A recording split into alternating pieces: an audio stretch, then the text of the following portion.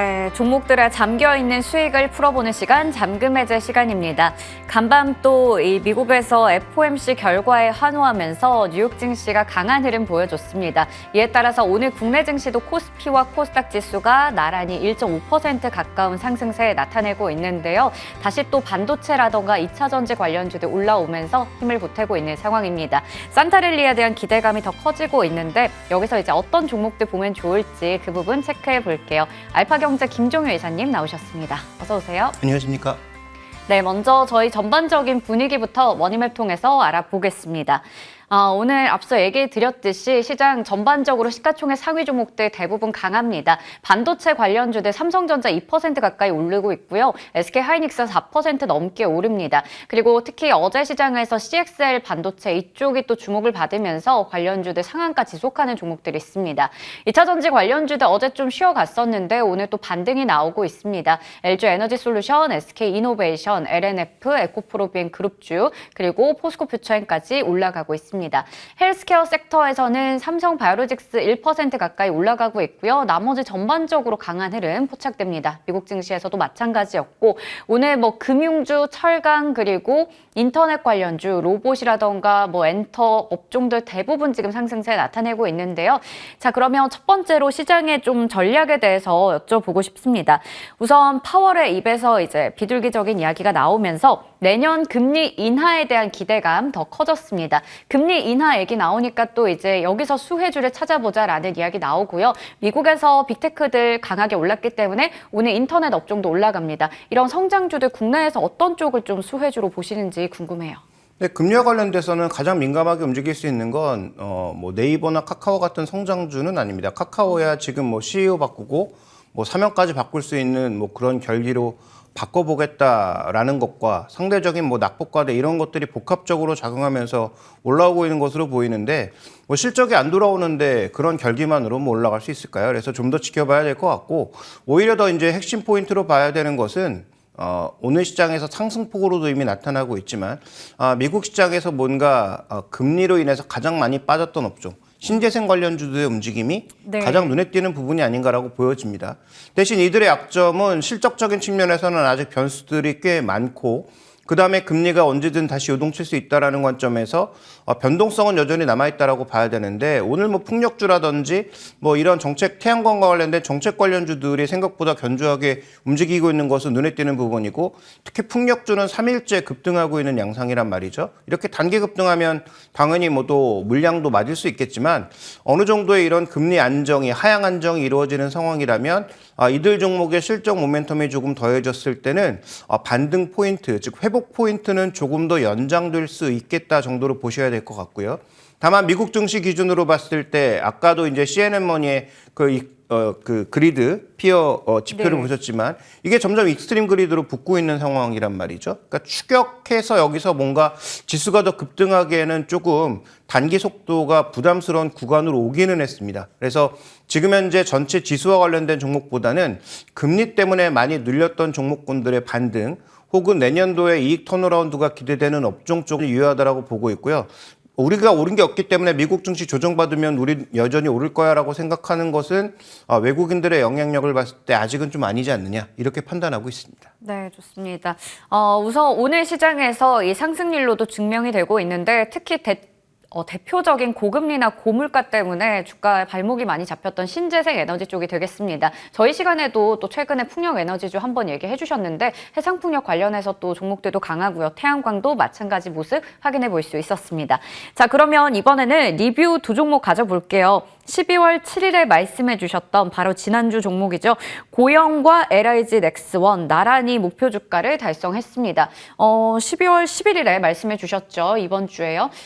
고영 같은 경우 최고가 기준으로 32% 정도 수익, 그리고 LIG 넥스원은 16%가량의 수익을 올렸습니다. 목표 주가 나란히 달성한 만큼 여기서 추가적인 전략 궁금합니다. 네, 일단 추이는 좀 더 지켜볼 필요가 있겠지만 추격 매수 구간은 지났다라고 봐야 될 것 같고요. 그 다음에 지금 LIG 넥스원은 제가 원래 기다리고 있었던 것은 추가 수주 소식이었는데 갑자기 M&A 소식 때문에 주가가 급등한 부분이 있고, 저는 그렇다면 지금 과거 저평가 영역에서 이제는 제가격 영역으로 들어왔다라고 보기 때문에 제가격에서 뭐 사는 것은 뭐 본인의 판단이겠습니다만 제가격보다는 좀 더 낮았을 때 사야 되는 것 아니냐는 판단에서 두 종목 모두 이제 신규 매수보다는 수익 관리를 어떻게 할 것인가 쪽에서 좀 더 포커스를 맞춰서 가시는 게 저는 좋지 않을까 이렇게 판단하고 있습니다. 네, 수익 관리 측면에서 얘기를 주셨어요. 그러면 목표 주가를 추가적으로 올리기보다는 여기서 적절하게 수익을 실현하는 게 좋을까요? 네, 뭐 예를 들어서 자기의 기준을 정해야 되겠죠. 뭐 5일선이 됐든 뭐 10일선이 됐든 아니면 가격이 되었든 어떤 식으로든 어느 정도의 가격을 깼을 때 혹은 뭐 거래가 급증했을 때 나는 조금 비중을 줄여보겠다라는 자신만의 탈출 전략을 두 종목 모두 고민하시는 게 필요해 보이고요. 다만 LIG 넥스원은 뭐 사우디라든지 추가 지역에서 천궁이나 이런 쪽에 추가 수주가 발생했을 경우에는 오히려 더 올라갈 수 있기 때문에 LIG 넥스원은 뭐 장기적으로 보신다면 그 추가 수주 소식을 한번 기다려 보시는 것도 의미가 있겠죠. 다만 국내 수주보다는 해외 수주 쪽의 얘기가 나와야 좀 더 레벨업이 가능하다라는 점을 말씀드리고 싶고요. 고영은 분명히 좋은 기업이기는 한데 최근에 주가의 급등에 나타난 그 로직은 조금 섣부른 게 아닌가 싶습니다. 그래서 고용 같은 경우에는 뭐 추격 매수보다는 어느 정도 뭐 이평선을 이탈한다든지 어느 가격을 이탈했을 때 비중을 줄이는 형태로 가는 것이 저는 맞지 않나 이렇게 보고 있습니다. 네, 수익 관리 측면에서 말씀을 좀 주셨어요. 고영 같은 경우에는 좀 빠르게 급등한 바가 있기 때문에 수익 실현 관점에서 말씀 주셨고, 이 LIG 넥스원 같은 경우에도 마찬가지겠지만 그래도 해외에서 신규 수주들 모멘텀 나온다면 추가 상승 여력 있다 이렇게 체크해 주셨습니다. 자, 그러면 오늘의 잠금 해제 종목 첫 번째로 삼성전기 확인해 보겠습니다. 긍정적 시그널이 더 커지는 건지 우선 최근에 11월부터 해서 지금까지 쭉 차트 우상향하고 있습니다. 첫 번째 투자 포인트 볼 텐데요. MLCC 사업부 이 개선 가능성이 있는지 궁금합니다. 이게 또 개선이 돼야지 더 주가가 힘을 받아가니까요. 네, 일단 뭐 삼성전기의 전체적인 매출 비중은 뭐 여러 번 설명드렸지만 한 4월 달 정도에 말씀드릴 때 이북은 가격이 아니었나 싶은데요. 그리고 나서 이제 3분기, 2분기 실적이 급전직하면서 주가가 급하게 떨어졌죠. 그다음에 이제 좀 빠르게 회복 와서 제가 말씀드렸던 4월 달에 말씀드렸던 가격 정도로 올라왔는데, 자, 이 컴포넌트 솔루션이 결국 MLCC입니다. 가장 비중이 크다라는 거죠. 그러니까 MLCC의 개선이 있어야 이 회사는 본질적으로 이익이 좋아진다라고 봐야 될 거고, 또 종합부품사 중에 하나는 LG노텍은 광학솔루션이 70%가 넘으니까 그쪽을 봐야 되는 거죠. 세 가지 다 중요하기는 한데 어쨌든 중요한 포인트는 컴포넌트 솔루션, 즉 MLCC의 개선이 있어야 전체적인 개선이 있다라고 볼 수가 있는데, 다음 준비된 그림 보실까요? 다음 준비된 그림에서 보시면 실제로 개선은 나타나고 있더라라는 거죠. 그래서 지금 MLCC ASP, 즉 개별 단가가 올라가고 있는 게 나타나고 있죠. MOM 기준으로도 꽤 양호한 모습으로 지금 전개가 되고 있습니다. 그 다음에 뭐 그림이 너무 많으니까 가져오진 않았지만 지금 11월 달에 집계된 대만의 IT 부품, IT 전반의 매출을 살펴보시면 렌즈, 카메라 모듈 뭐 이런 쪽이 대거 급증하는 모습을 보였고, 그 다음에 대만의 휴대폰 OEM, ODM이 급증하는 모습을 보였단 말이죠.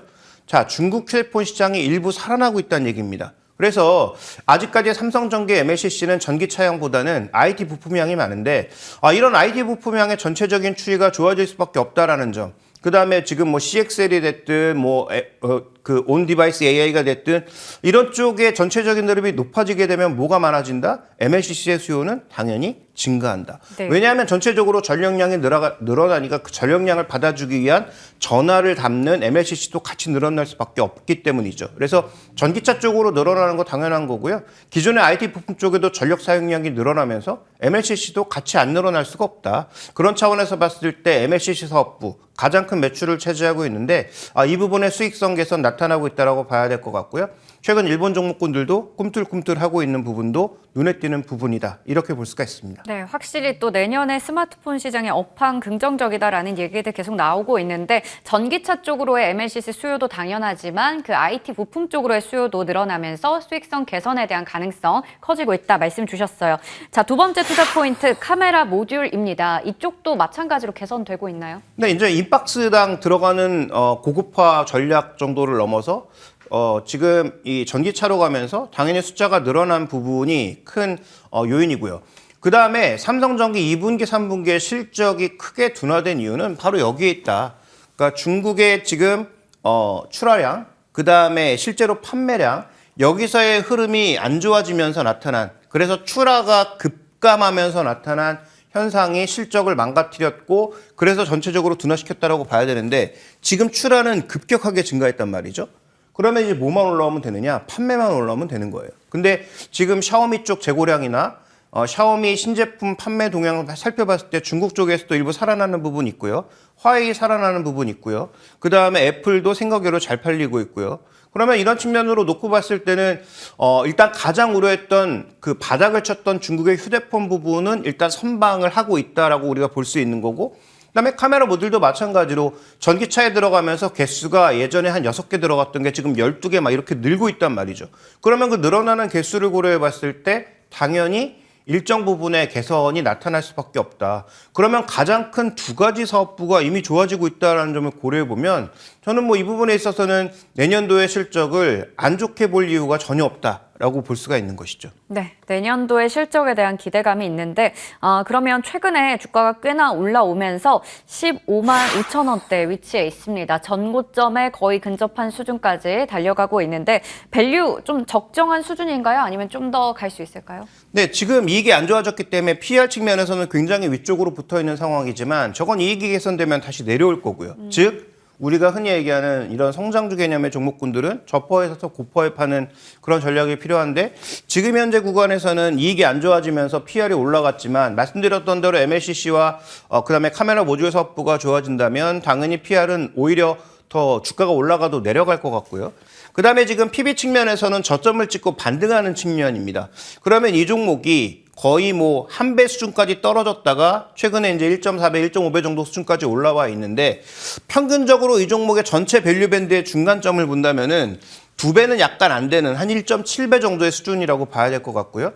그래서 4월 달에 이 종목을 말씀드릴 때도 그 정도의 가격대로 본다면 이 종목의 목표가는 적어도 한 18만 원 이상은 20만 원 정도는 가능하다라고 말씀드렸던 것인데, 저는 뭐 그 정도의 가격이 내년도에는 충분히 가능하지 않을까라고 보고 있고, 이익의 개선 속도가 빠르게 나타나는 것도 하반기보다는 상반기일 가능성이 높다라고 보고 있습니다. 거기에다가 오늘 급등하고 있는 코리아 서킷 같은 종목의 급등의 이유가 뭡니까? 역시 CXL과 연관돼 가는 거거든요. 그러니까 이런 모든 반도체가 패키징이 가면 결국 그 패키징은 PCB 위에 붙는다는 거죠. 그래서 상대적으로 고부가 패키지를 만들 수 있는 삼성전자가 CSP나 아니면 플립형이나 모두 다 만들고 있다라는 측면에서, BGA도 만들고 있다라는 측면에서 저는 뭐 긍정적인 효과가 세 가지 사업부가 모두 나타날 수 있기 때문에 목표가 20만 원은 지난 4월과 동일하게 제시하겠다, 이렇게 말씀드리겠습니다. 지난 4월에 말씀해 주셨던 목표 주가 20만 원 그대로 유효하다, 이렇게 정리해 주셨습니다. 다음 종목으로 넘어가 볼게요. 셀트리온입니다. 셀트리온, 이제 내년에 통합 셀트리온이 또 이렇게 신주가 상장이 되게 됩니다. 셀트리온과 셀트리온 헬스케어의 합병인데, 셀트리온 헬스케어가 12월 18일부터 거래 정지돼서 이제 상장 폐지로 되잖아요. 그러다 보니까 이 한 4주간의 거래 중지 기간 어떻게 좀 참아야 될지 보유자분들 고민 많으실 것 같아요. 첫 번째 투자 포인트 열어보도록 하겠습니다. 바로 합병 이슈 보도록 할게요. 네, 자, 합병되면 뭐가 제일 좋으냐? 바로 이 부분이죠. 시장에서 여러 번 강조했던 부분입니다. 합병 전에는 이렇게 가니까 너희 뭔가 재무제표를 속이고 있는 거 아니야? 속이지 않는다고 여러 번 얘기를 해도 여기에 뭔가 밀어내게 하는 거 아니야? 라는 그런 부담감이 있었던 거죠. 근데 이렇게 심플하게 정리가 되면은, 그러면 전체적으로는 조금 이 논란을 벗어갈 수 있다라는 측면에서 셀트리온의 가장 큰 할인 요소 중에 하나가 신약 측면에서 약점이 있고, 그 다음에 이익률은 잘 나오고 있지만 이런 여러 가지 추이 자체를 보면 결국은 자회사들을 이용한 마진율을 한쪽에 몰아준 거 아니냐라는 그런 논란 자체가 있었는데, 자, 이번 합병을 통해서 어쨌든 이 부분을 덜어낼 수 있다라는 것은 굉장히 중요한 요소라는 거죠. 따라서 셀트리온, 지금 현재 셀트리온 헬스케어가 셀트리온 쪽으로 붙으면서 자연스럽게 시총이 이전되는 과정을 통해서 주가가 급등한 부분도 있지만, 전체적으로 보면 이런 구조 변화에 따른 긍정적 흐름, 거기에다가 서정진 회장이 강력하게 계속 주가 부양을 위한 여러 가지 얘기들을 하고 있다라는 것 자체도 장기적으로 보면 이 종목에는 좀 긍정적인 요소가 되지 않느냐. 그래서 뭐 여전히 이익에 따라서 밸류 논란이 존재할 수 있으나 할인 요소가 사라진다라는 측면에서, 그 다음에 셀트리온 헬스케어가 이전되면서 나타날 수 있는 그런 효과가 현재 시총에 반영되고 있다라는 측면에서 보면 저는 뭐 최근의 상승은 충분히 이유 있는 상승이다라고 봐야 될 것 같고 이런 합병 이슈도 긍정적인 부분이 있다 이렇게 보고 있습니다. 네, 합병에 대해서 좀 긍정적으로 볼 수 있다. 이미 사실 합병이 됐다 생각하고 주가 흐름은 가고 있는 상황입니다. 최근에 올라온 것들을 보면요. 거기다가 이러한 부분들이 이제 실적에도 기대감으로 이어지고 있는데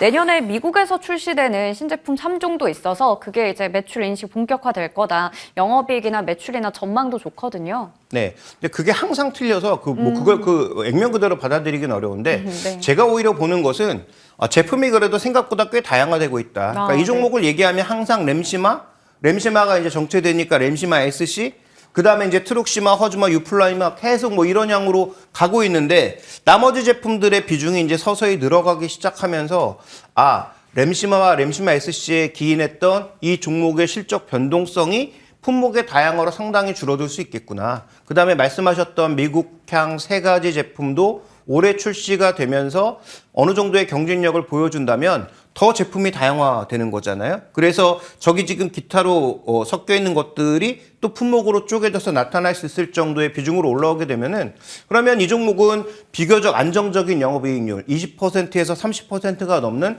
안정적인 영업이익률이 이번 합병을 통해서 더 끌어올릴 것으로 보여지고 있는데 그 부분과 함께 전체적인 매출 외형 성장이라고 하는 부분까지 작용하면 현재의 그 밸류 논란을 조금은 비켜갈 수 있는 부분이 있지 않느냐 이렇게 판단되고 있는 것이죠. 그래서 만약에 이제 신약 모멘텀이나 아니면 바이오 벡터 같은 것들의 모멘텀이 붙어준다면 지금의 밸류를 용인시켜 줄 수 있는 부분까지 있기 때문에 그 부분도 생각해 봐야 되지만 그걸 앞서갈 필요는 없다는 것이죠. 그래서 지금 삼성바이오로직스 같은 경우에는 공장 확장을 통한 생산량 증가 자체가 주가의 가장 큰 이슈가 되고 있다면 이 종목은 품목 증가에 따른 전반적인 매출 증가 그 다음에 합병에 따른 긍정적 효과 이런 부분들이 현재 주가의 핵심 포인트여서 저는 이렇게 매출이 다양해지고 있다는 것은 이것도 긍정적 요인이다 이렇게 볼 수가 있을 것 같습니다. 네, 매출에 영향을 줄 수 있는 제품들 다양화되고 있다라는 측면과 합병에 대한 긍정적인 모멘텀까지 더해져서 최근에 주가 많이 올라와 있습니다. 그러면 여기서 이제 실제로 합병이 되고 나서 그 이후에 밸류에이션 레벨업이 가능할까요? 네, 일단 밸류에이션 레벨업은 제가 보기에는 아마 신약 효과라든지 좀 더 다른 게 더해져야 있을 것 같고 다만 올해 제가 새롭게 한미약품 같은 것들을 말씀드리기 전에 작년 말부터 올해 내내 말씀드렸던 제약바이오는 딱 두 종목이었죠. 셀트리온과 유한양행 딱 두 종목이었는데 셀트리온은 올해 내내 가지 못하다가 합병 발표하면서 이제 조금씩 주가가 움직이고 있는데 그때 제시했던 목표가가 20만 원입니다. 네. 그 정도의 목표 가격은 현재 PER 측면에서는 다소 높아 보이는 50배에 거의 가까운 수준이라고 보여지지만 그런데 PB 측면에서 봤을 때는 과거의 이제 평균치 대비해서는 꽤 낮은 수준이란 말이죠. 그러면 저는 이익률이 30% 이상으로 올라가고 매출도 추가적으로 확대되는 그 정도의 수준이라면 지금 우리가 줄 수 있는 밸류에이션은 그때 이 종목도 아마 제가 4월, 5월 정도에 말씀드렸던 것 같은데 그때도 적용할 수 있는 동일한 목표 주가 한 20만 원 내외 정도까지가 저는 가능하지 않을까라고 판단하고 있고 그걸 넘어서려면 아까 말씀드렸던 뭐 신약이 나오든지 네. 아니면 아까 말씀해 주셨던 미국의 3가지 추가적으로 나오는 바이오 시밀러가 대폭 이 매출이 상승하는 그런 효과를 봐야만 가능하다라고 보고 있어서 목표가는 변함없이 그 합병 이후에 그 정도의 가격을 쉽게 달성할 수 있지 않을까. 만약에 합병 이후에 합병 효과에 의해서 한 달 후에 뭐 20만 원 위에서 시가가 시작되게 된다면은 그때는 추가 매수보다는 조금 우리가 조심스럽게 봐야 되지 않을까 이렇게 판단하고 있습니다. 네, 오늘 또 얘기해 주신 삼성전기, 셀트리온 모두 다 목표 주가 20만 원 유효하다라는 부분에서 설명해 주셨습니다. 지금까지 알파경제 김종효 이사님과 함께했습니다. 고맙습니다.